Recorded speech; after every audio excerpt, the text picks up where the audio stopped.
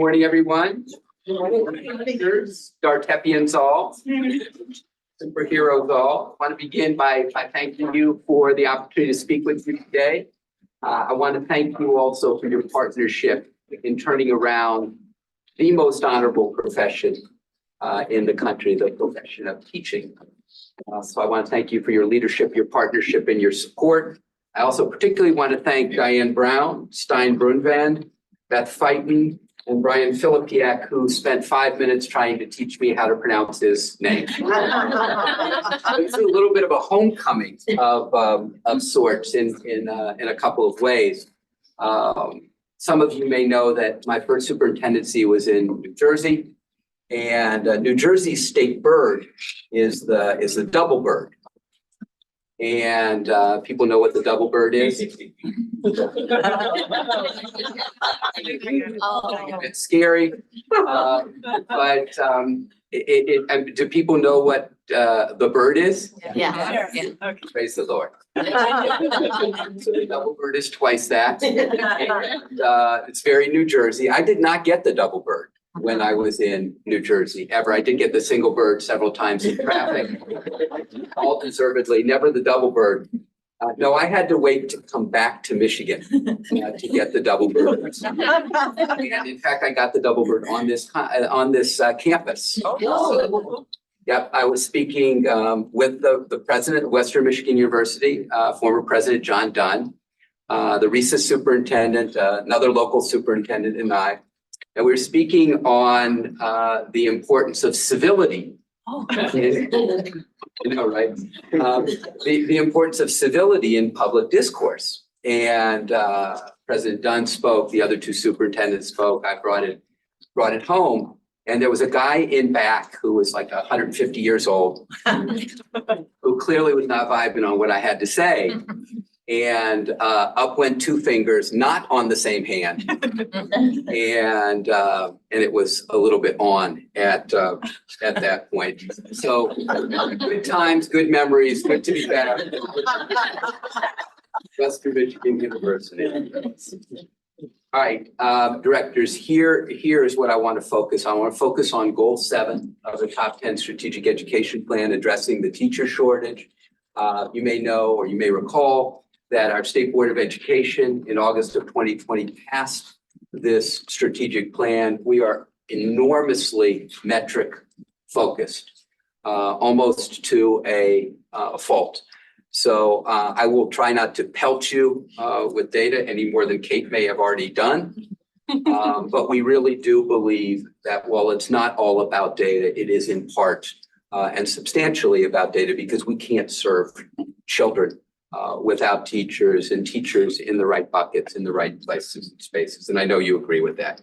So I'm going to do a little bit on data trends. I'm going to do a little bit on funding, and then I'm going to talk about state and local programming efforts.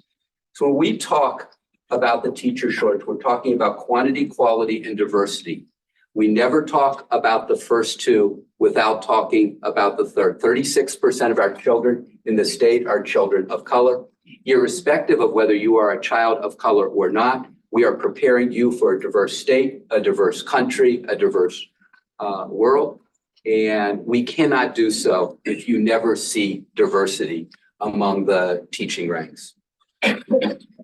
So a number of you may recall, and so this is a little bit of review, but I do think it's important to know where we've been to figure out how to get to a better place.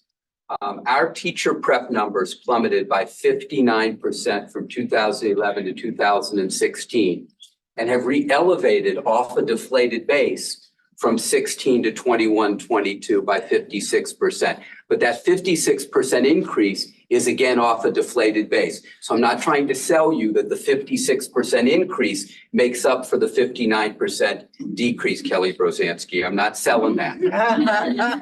Right.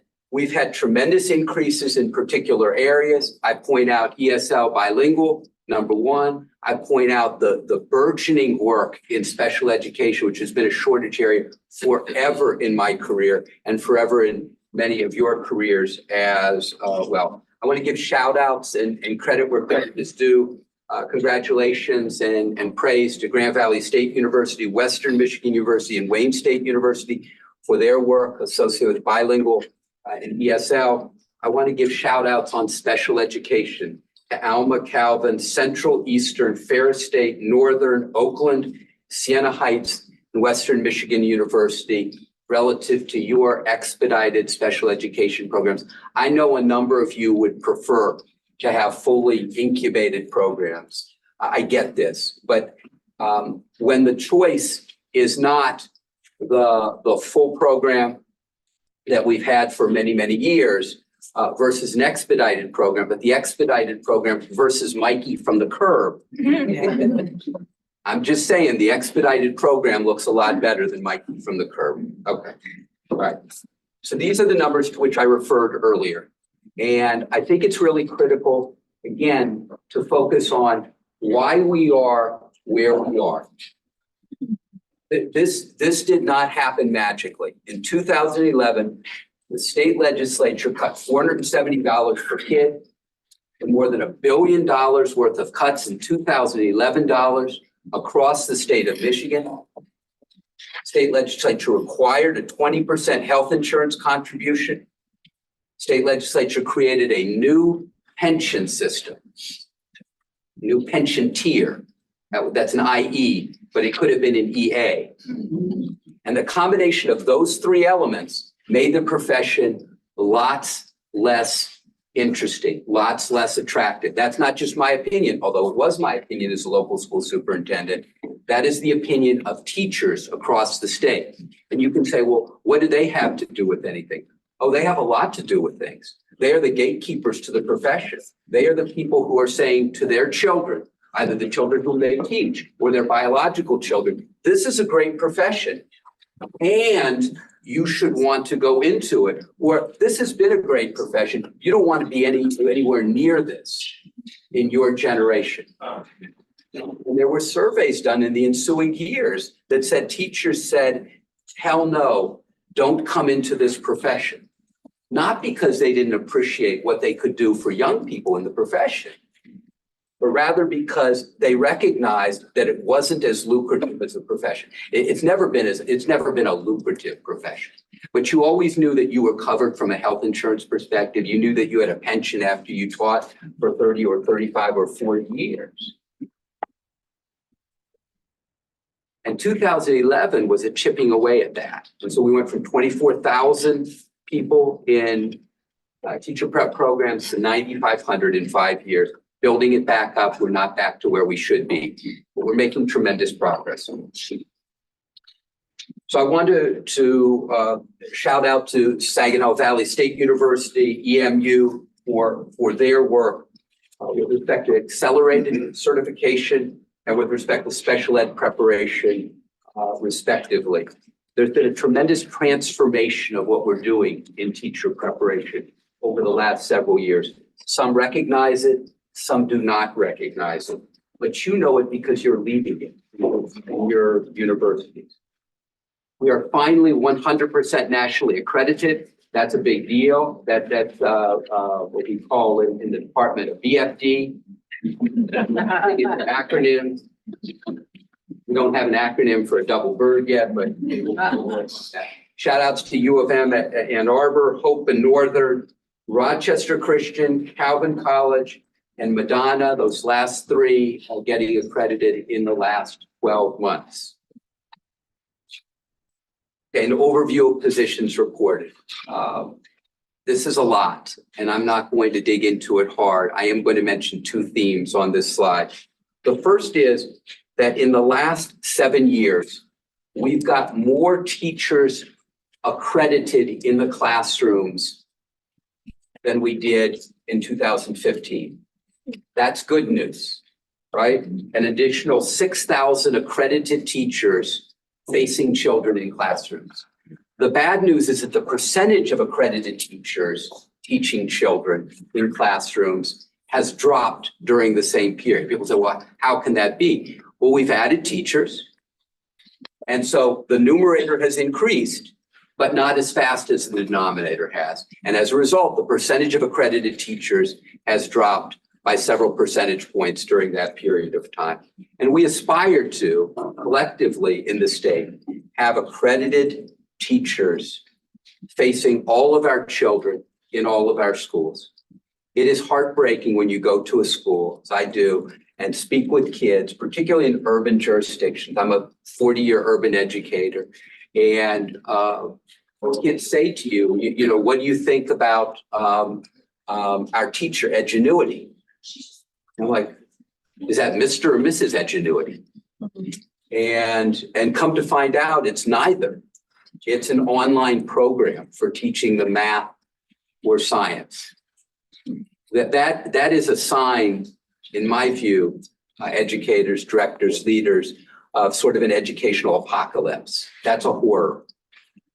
And we ought not to have children being taught by computers. And I don't care if there's someone behind the computer helping out. It's not the same experience at all. And it doesn't engage children the way we need children to be engaged. And I know you agree with that. So relative to diversity, I mentioned that we always talk about this as quantity, quality, and diversity.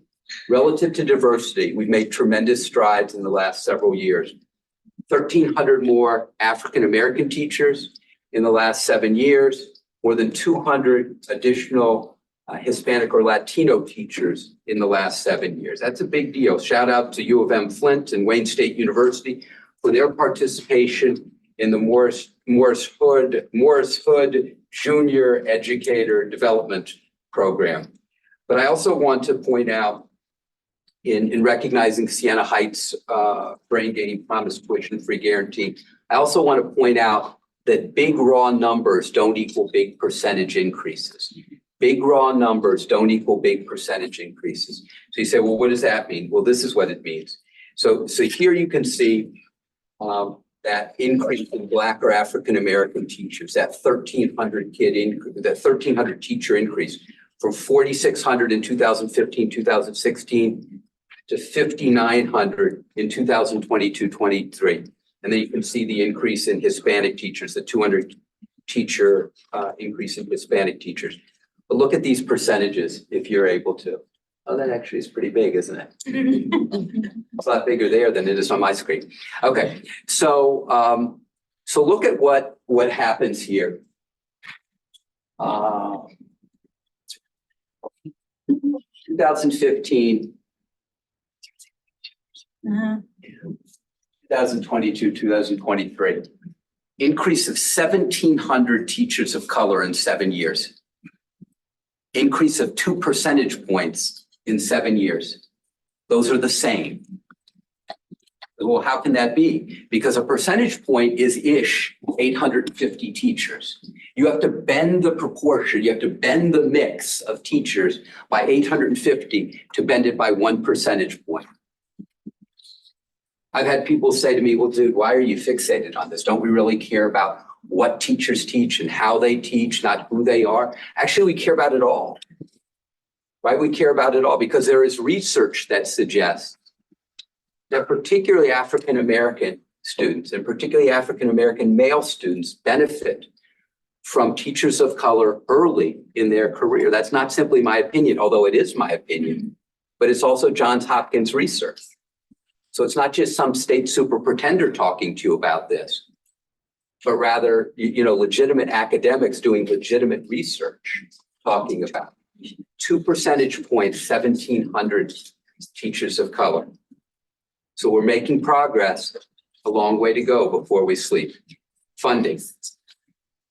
Some people have said, dude, you fixate on funding a lot. And that's true. I do fixate on funding a lot. I fixate on funding, not because it's all about money, but simply because it isn't all about money doesn't mean that it isn't at all about money. If you don't have money and you are staring at the prospect of being first gen, the dollars are really frightening. They're off-puttingly frightening. And to remove that anxiety or to diminish that anxiety is to open doors for children. Fiscal year 20. Be back up. Yes, fiscal year 20. So I start this job 5 years ago. And I go office by office within the state legislature. And I was meeting with state legislators to find out where there was common ground to move some of these goal areas. And I met with a particular state legislature who shall remain nameless, Speaker Lee Chatfield. And I said, Speaker Chatfield, do you think that there's a teacher shortage? He said, Dr. Rice, I'm sure there is somewhere in the state, but not in my district. We're doing pretty well. I said, okay, well, I said, I'm going to be in the Eastern UP in a few weeks. And here's what I'm going to do. I'm going to be talking with your educators. And if they say, you're right, there's no teacher shortage, I'm going to call you up and I'm going to say, Speaker, you were right. I was wrong. My bad. If on the other hand, I'm right and you were wrong, they're going to be calling you up and disabusing you of this false notion that there is no teacher shortage in the Eastern UP. There was no money to address teacher shortage fiscal year 20 and before. There were pennies in fiscal year 21 and 22. Finally, in fiscal year 23, the legislature, with a number of ideas that were developed in the department, finally the legislature starts funding efforts to address the teacher shortage. $575 million in fiscal year 23, $448 million in fiscal year 24, $1 billion in 2 fiscal years. It's not all about money, but it certainly is in part about money. So what does the money buy us? Well, there's $175 million for Grow Your Own programs. Grow Your Own program for support staff to become teachers and students to become teachers. I respect the fact that the latter is a longer game. I get this, okay? But it can't all be, everything can't be microwaved, number one. And number two, we have to prepare not only for tomorrow, but tomorrow's tomorrow. And some of us aren't going to be in the room for tomorrow's tomorrow. That's just the math of it, the math and the science of it. But we nonetheless have the responsibility to plant those seeds. $175 million for Grow Your Own programs. These Grow Your Own programs have funded 188 awards in 151 districts. They're growing up and serving 1,300 teachers or prospective teachers, 28 teacher preparation programs. Most of you are benefiting in one way, shape, or form from these dollars. That's a big deal. 127.5 million of the 175 already spoken for. Some people have said, well, dude, you talk a lot about urban school districts. I do. I'm an urban educator, but I'm also the state superintendent, and there are 841 districts across the state. And these dollars serve rural, urban, suburban, and students who are being raised in small towns as well. Here's a map. No, I do not know where any particular place is on that map because I'm geographically challenged. But you can figure out-ish where the dots are around you. And I think the point is that these are representative of the state as a whole. There's some testimonials from people. These dollars and these programs are life-changing. They are life-changing for support staff members who love working with children, but for whom life started really quickly. Life really intrudes on life for a lot of our people. Perhaps that's the case for some of you in the room. And they get going. They don't necessarily have a lot of money. They have a kid, they have a second kid, they have bills to pay.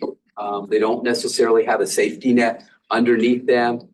And I think of Tony Spencer from my former district, who was a bus driver in our district for more than 2 decades. At 40 years old, his last kid leaves the house and goes to college. And Tony's looking around going, hey, maybe I can do something for myself now. And he said, I've been teaching on the bus for 22 years. maybe I can teach in a different venue. And you know, he was quoted in one of our Proud Michigan Educator videos. He said, you know, when I was a bus driver, proud to be a bus driver, appreciative of the opportunity to be a bus driver. But when I got the opportunity to do the most important role in public education, I took the opportunity. He didn't benefit from this. He benefited from little itty bitty money in a paraprofessional contract to help him go to school. These dollars are big dollars, and they're changing lives in a major way. We appreciate what's going on in Grant Public Schools. We appreciate what's going on in Van Buren Public Schools. We appreciate Grand Valley State and Western partnering with Van Buren Public Schools. And that leadership team in Van Buren. So section 27A, 27B, and 27C. 27B are the grow your own programs. 27A and 27C are the scholarships or fellowships and the student teacher stipends, respectively. You know the impact of these, but look at the numbers on these, gentle people. Look at the numbers on these fellowships. It took some time to get the kinks out, didn't it? Okay, last year was a hot mess. I'm just saying. Our agency wasn't responsible for it. It's easy to say. No, but I mean, in all fairness, it took some time to get the kinks out. We apologize for that, sort of collectively. But in fairness, look at this. We're talking about almost 2,000 young people benefiting from these scholarships this year. With respect to student teacher stipends, these got up and rolling faster last year. And we're talking about more than 2,000 young people benefiting each of those years.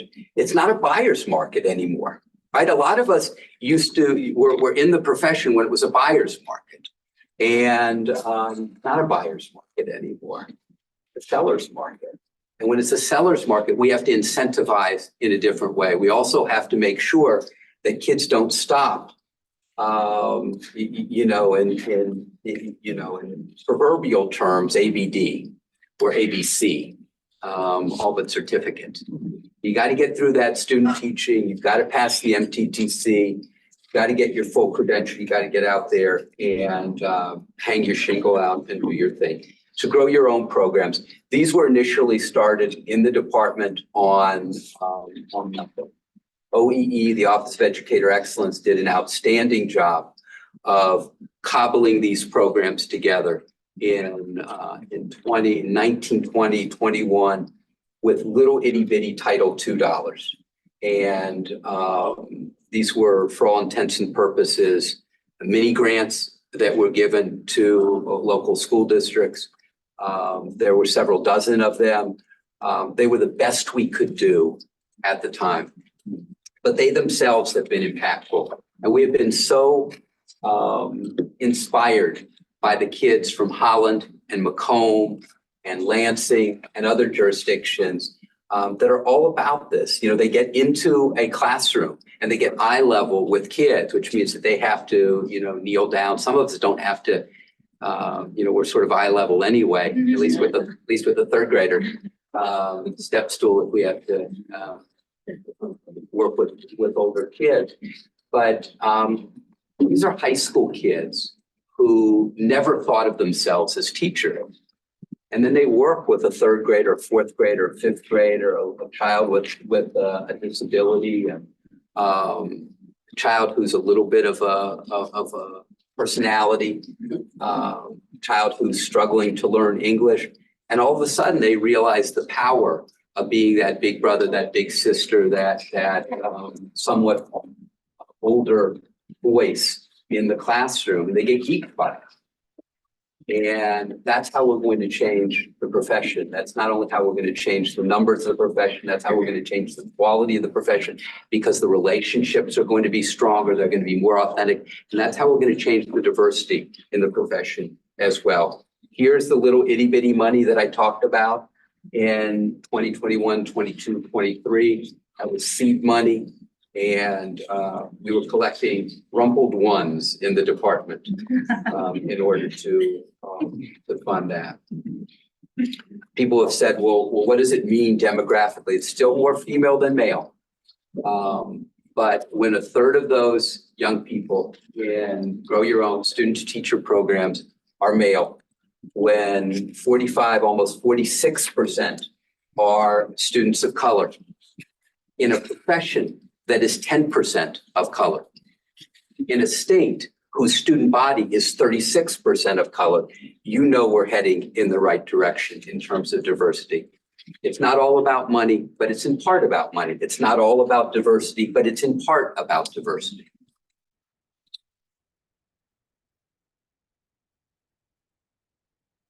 Some lovely quotes. I love this one. It's a lot harder than I thought. It is. But it's also a lot more enjoyable. I get more out of it than I thought I would. At first, I didn't really know if teaching was something I wanted to do. I wanted to see how teachers do it. They're magic. That's lovely. Makes you feel good about being in your profession, doesn't it? Yep. You know, that there are kids who young understand that. When you get older, you begin to appreciate your teachers. But you're out of, you know, elementary school, middle school, high school, maybe out of college. They disperse, you disperse. You don't necessarily have the opportunity to say, you know, I really appreciate you. And to have kids get that appreciation, that understanding of how powerful being a teacher is early is something special. Talent Together has been awarded $76 million by the state legislature. As you know, many of you have been involved with 55 ISDs, 12 EPIs, supporting 900 teachers. The Rural Education Credentialing Hub. So this was one of the ideas that we put forward to the legislature in October of 2021. And the idea was basically that without disrespect to anybody in the room or not in the room, it's really hard to get it done in such a wide geographical, or as the UP in the Northern Lower, with Northern and a small lake state, Michigan Tech on pause for several years, Finlandia gone. We just needed more, we just needed some more strength. We need to inject more strength in, and so we came up with this idea of a rural credentialing hub to help those who are close to finishing get across the finish line. And so we appreciate Central Michigan University's application. We appreciate its collaboration with Northern and others. The power of the internet and remote is that you no longer have to be in a particular jurisdiction to serve a particular jurisdiction. There's a value to that. Mentoring and induction. 5 years ago, there was nothing for mentoring and induction in the state. 4 years ago, there was nothing, literally no dollars associated with this. So if your local school district paid mentors, it was a function of the local school district contract. This last budget, the fiscal year 24 budget, $10 million a year for 5 years, $50 million for mentoring, not simply for teachers and counselors, but also for principals and superintendents. We think that mentoring should be mandatory in the state. We think that every new person in every education job should be mentored, not because they're incapable, but because they're new. So if you're new as a high school French teacher in Washington, D.C., as I was 40 years ago, you need to be mentored, not because you're incapable, but because we want to make you more capable, right? You're a new principal, the same thing. You're a new superintendent, the same thing. And yes, I believe that there should be new board member training as well. That's a separate story. There is. There is new school board member training. There is new school board member training. It is not mandatory. It is not mandatory. Right. And what I want to see is mandatory for it all. Yeah. Mandatory for it all, funded for it all. Okay. Teachers ought not to do this for free. And the same is true for people mentoring, people elsewhere in the organization. And board members, the tricky part with board members is it's available. To make it mandatory is a little bit of a trick. They're elected officials. So the best you can do is say that it's mandatory and put up the name of people that have been trained on websites and edgily put up another list of people who haven't been trained on the website as well. $225 million for student loan repayment. We were heavy early with recruitment, not so heavy with retention. And we got some love letters from some current teachers about that. And I won't really share them with you, but they were a little bit of a piece with the double bird. And so we reflected upon that. We had retention ideas in our budget request for fiscal year 23. The legislature didn't pick them up. The governor pushed a $1.5 billion retention bonus. You may recall that. That wasn't picked up. That didn't generate a lot of excitement, oddly, among teachers. So we came back with the retention ideas. This was one of those retention ideas. The mentoring is a second retention idea. We're hopeful that when we get the kinks out of student loan repayment, that this will be a strong effort as well. We believe that it will be. Okay, gentle people. So what's the proof of the pudding? I would argue that there are a couple, three proofs of the pudding.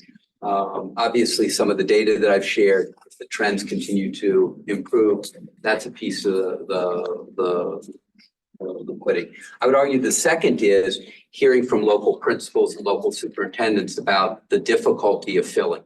Do they have to take a pulse and a prayer when they're filling a position, or do they have a large number of people, a reasonable number of people from whom to choose? I think that that's another piece. But this is a third piece that the U.S. Department of Education indicated that we'd bounced back from the pandemic faster than virtually every state in the country, and that from 2019 to 2022, we were one of only 2 states in the country to have more education staffing post-pandemic than pre-pandemic. And a year later, one of only 7 to have more education staffing post-pandemic than pre-pandemic. Some of you are language people. I know that I am. And then just to the re-paraphrase of the Robert Frost poem, that Robert Frost poem, the woods are lovely, dark and deep, but I have promised, but I have promises to sleep and miles to go before I sleep and miles to go before I sleep. So to paraphrase Frost and with a nod to Frost, we have miles to go as a profession. And, I'm reminded that we're at different places in our career. Amen. Right. Some of us are a little bit longer in the tooth than others. We've been at it a little bit longer than others. And we may not see a full resurgence of the profession, but we're on the right path now. And, whether you're 75 or 25, we're going to get there as a profession. And we're going to be better off as a profession. So I thank you. And I am happy to answer any questions. I will answer all the easy ones. And the OEE team would be happy to answer all of the hard ones. All right. Thank you.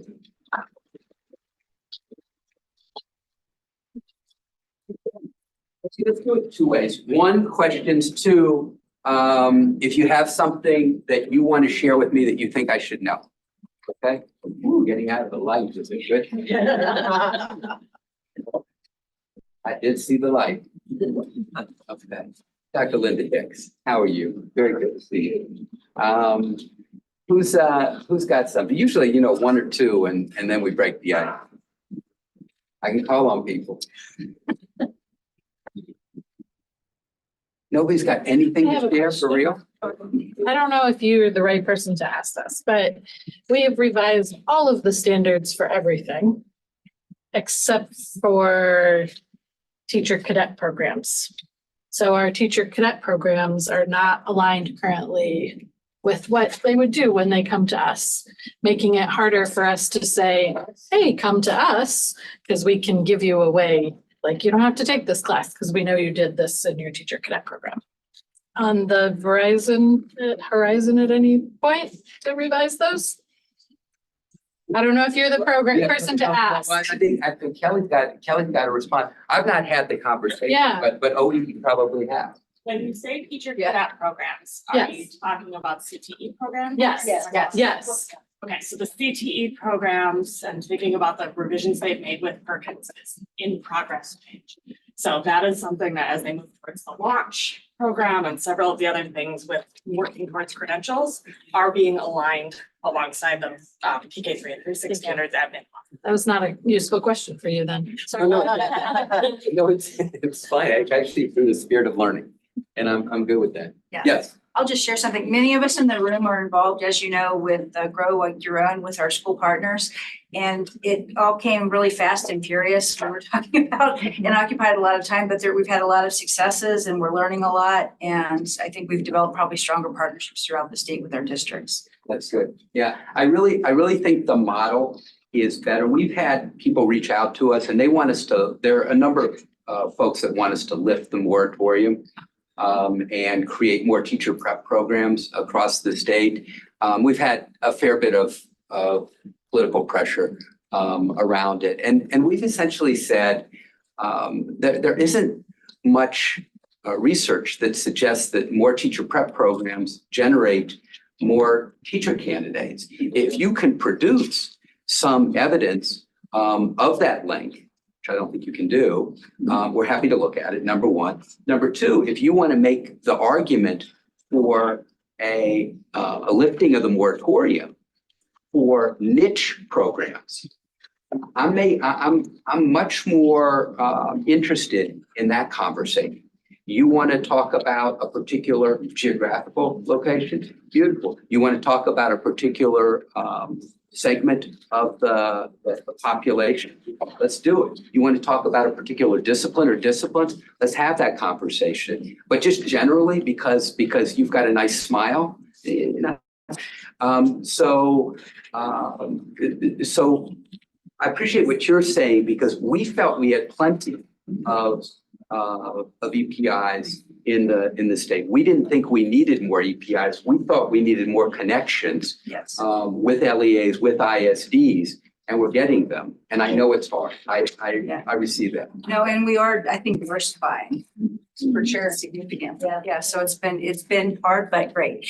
Well, and the reality is that when you work with, for example, a KPS, you're not working with 100% white district. You're working with a district that's 64% children of color, 36% white. And if you have a representative sample, you're going to get a lot more diversity moving through. Yeah. Yeah. So, and that's happening. So Thank you. Appreciate it. Yeah. Who's next? Yes. I recognize you, Kara. I just wanted to ask your opinion. The stipend and the fellowship for our interns has been just a life-changing thing. So many of them now don't have to work full-time while they're student teaching. Yeah. And I'm just wondering, what's your sense of if the legislature really understands how important this is? Because every year we're worried it's going to go away. Like, do you think that they get that? Do we need to recruit some students to do some testimonials? I just want to make sure that that money stays available to them. So there are 148 legislators. Right. And sometimes we anthropomorphize the institution, right? And you know, so does the legislature understand?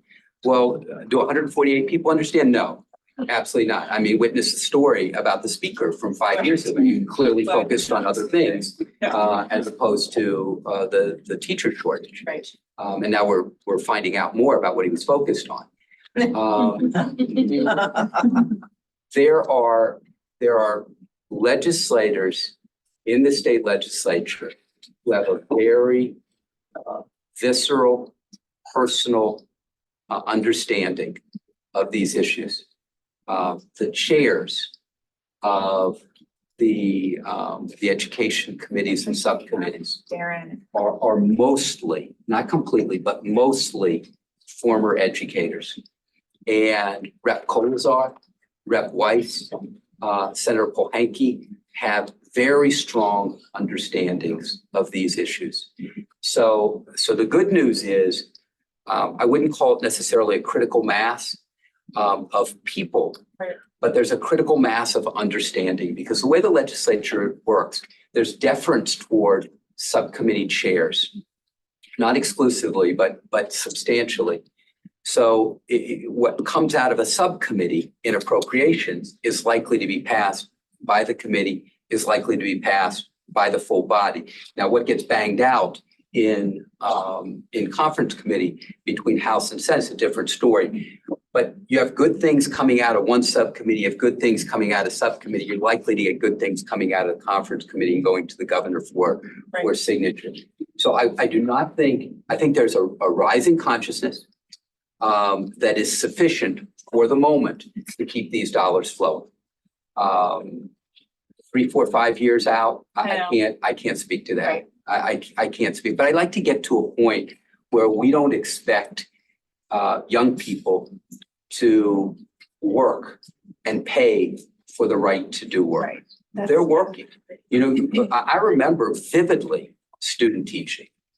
Okay. And I remember vividly what my cooperating teacher did. Yeah. Okay. Not a lot. I mean, occasionally scraped me up off the pavement. Okay. After I got my whatever kick in class as a student teacher, but basically I was doing it, and that's the way it should be.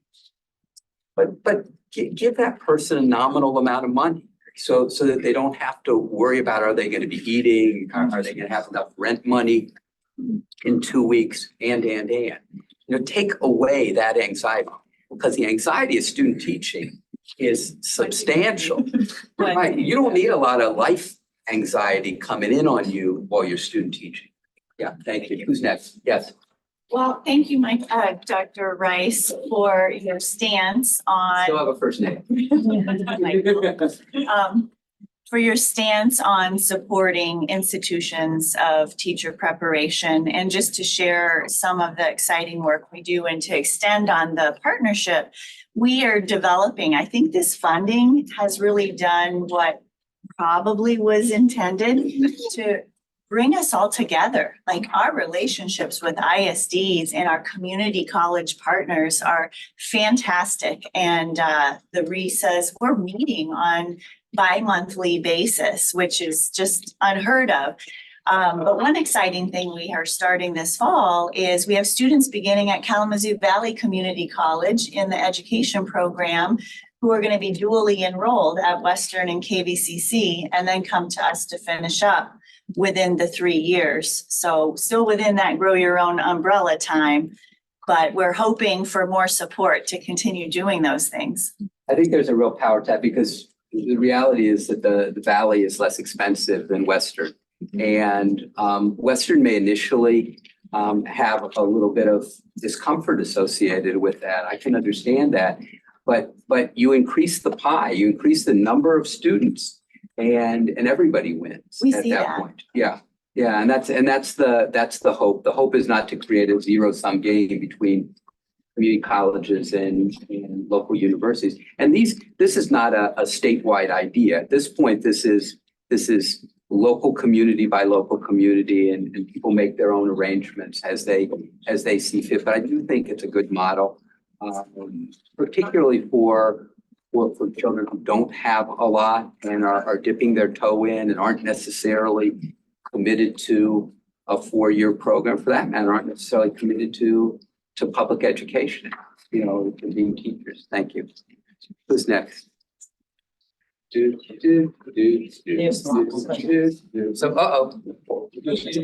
Yeah. Questions. Who knew there were people behind? Oh, me? yeah. Very tricky stuff. Sorry, one moment. So right here. Looks like it's a few parts. It is a few parts. Who's asking the question? H. Yeah, who's H? I feel like that's, you know, one of these names, Cher, Charo, Pele, Madonna, Beyonce, Jay-Z, What? you know. So, My name is H. Very good. Yeah. okay, cool. All right, well, so I think a few things. One, I think as we work on Grow Your Own, students to teachers and support staff to teachers, you're increasing the percentages of all non-white ethnic groups. So we're taking 92%, we're taking 8% teachers of color to 10% teachers of color and we're moving it up. So those are in the spirit of rising tides, raise all boats. There is a proposal within the state legislature right now to fund the Black Male Educator Alliance for a couple of $1 million to work specifically on the issue of Black males. If you look at our demographics statewide, and I would dare say nationally, the women outnumber men substantially. They do so not simply Black women to Black men, but white women to white men, Latino women to Latino men, and. So this is sort of an intersectional problem. I believe that the percentage of Black male teachers in the state is approximately 2%. It's not where it needs to be. And I believe that the percentage of African-American students in the state is approximately 18%. I may be off, and if so, Kate Gallagher will be delighted to tell me. Checking you right now. She said with glee in her voice. So Happens every day, Dr. Rice. So I guess the point is I acknowledge the problem, number one. I do think the Grow Your Own programs help in this regard. I do think anything that diminishes barriers into the profession and helps out on the back end in terms of retention helps to drive these numbers. And I also think the Black Male Educator Alliance effort is something that I think can have value. At some point, we really have to lean in locally to groups of young men. And it can't be one-offs. It really has to be, you know, I see this group of 15 of you being teachers. Are you kidding me? I hate school. Well, you may hate school, but you love learning. And you love the idea of making school a better learning environment. So why don't you join the profession and change the profession from inside? Because the reality is you're not likely to change it from outside. You may not change it perfectly from inside, but you got a fighting chance from inside, not so much from outside. That's how my sister ended up becoming a teacher. I hated school.